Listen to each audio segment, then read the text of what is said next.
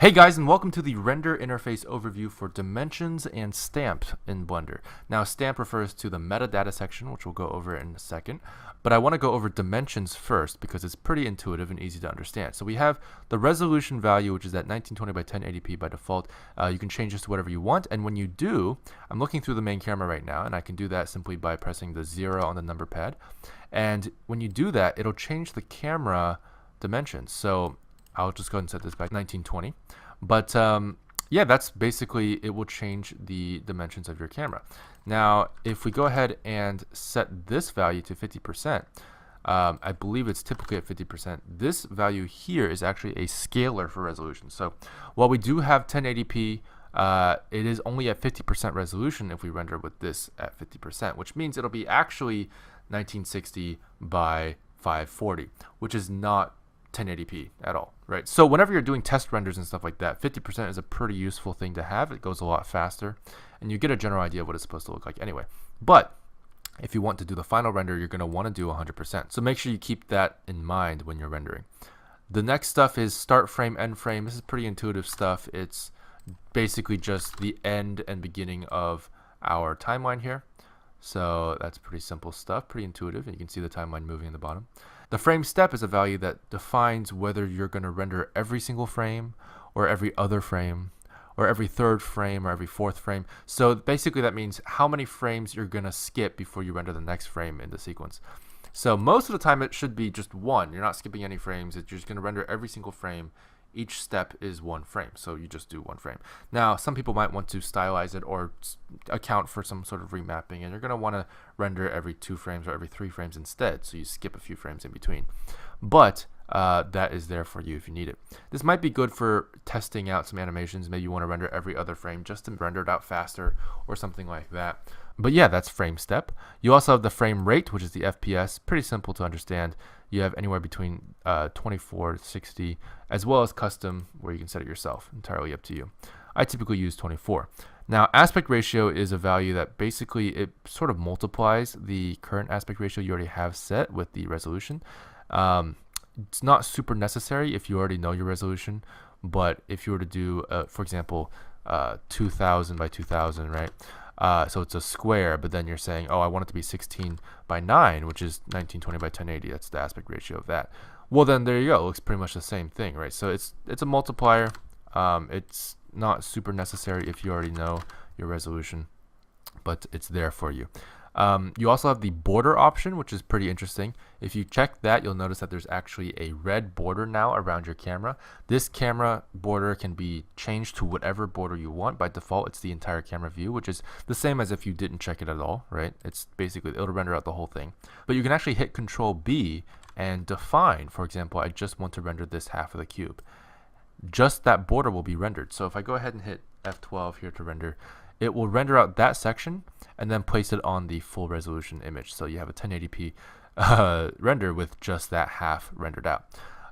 You can also do crop, and that will just do the same thing, except it won't put it on that 1080p image at the end. It'll just keep it at whatever resolution you cropped it as.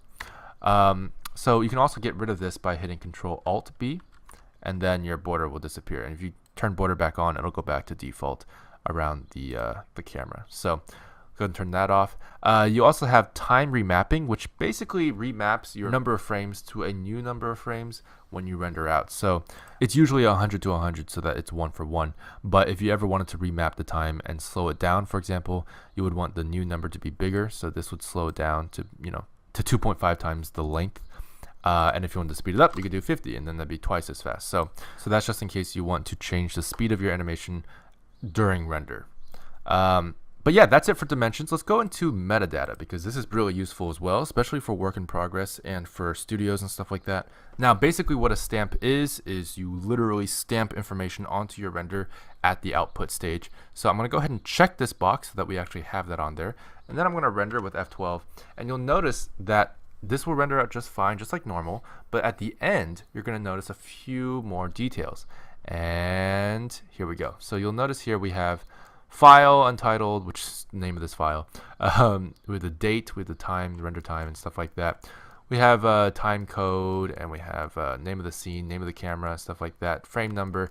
So you can define what information you want to display on those stamps there. And this text is a little bit small, so we can actually adjust it through here. I'm going to go ahead and double that text size, render it again, and see what that looks like. It should be a little bit easier to read. So you can change the font size here. You can change the background actually as well. You can make the background, instead of transparent, you can make it black.